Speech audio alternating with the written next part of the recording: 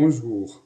Aujourd'hui, nous allons aborder un chapitre de physique pour la première S, mais qui est fondamental pour la terminale et notamment pour le bac. Le mouvement d'un système est la deuxième loi de Newton. Nous allons aborder les choses notion par notion pour vous permettre de comprendre les choses fondamentales. En premier, le mouvement. Pour comprendre ce que c'est qu'un mouvement, il faut d'abord savoir que c'est une notion relative, c'est-à-dire il faut savoir qu'est-ce que ça veut dire la relativité.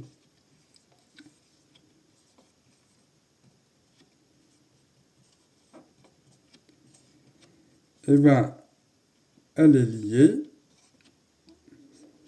à quelque chose de relative. C'est par rapport à une autre, on peut dire ça, chose. En ce qui nous concerne, le mouvement est lié à une notion de vitesse.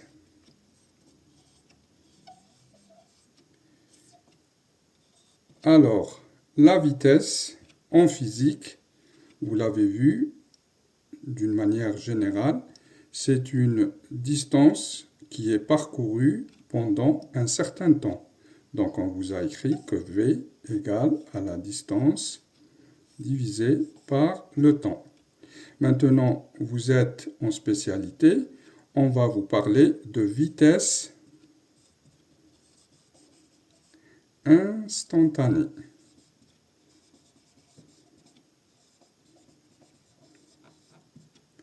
En réalité,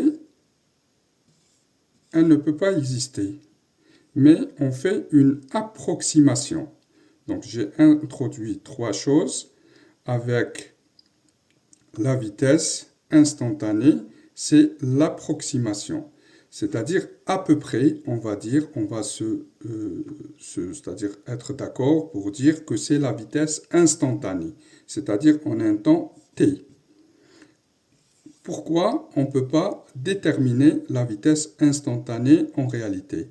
Parce que si on cherche en un point M, la vitesse V toute seule, on ne peut pas la déterminer parce que par définition, la vitesse est une fraction entre la distance parcourue et le temps qui est mis. C'est-à-dire cette distance est d'ici à là, M1 et M2. Donc D égale le M1, M2. Et le temps, c'est Tm1, T égale à Tm1, c'est-à-dire le temps, on va parcourir, le temps ne fait qu'augmenter. Donc on va faire Tm1 plus 1, ou Tm2, moins le temps au point M1. Cette différence-là, quand elle est petite, on va dire que la vitesse est instantanée. Maintenant, on revient à la relativité. Ce qui est relatif, c'est, je vais effacer ici,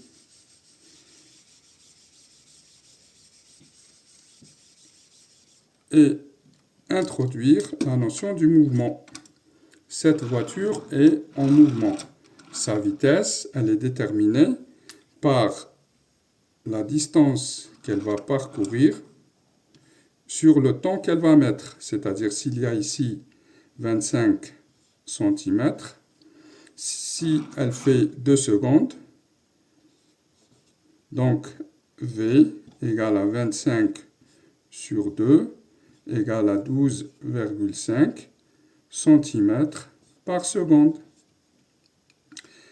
Je peux convertir en mètres parce que les mètres par seconde, c'est l'unité SI du système international.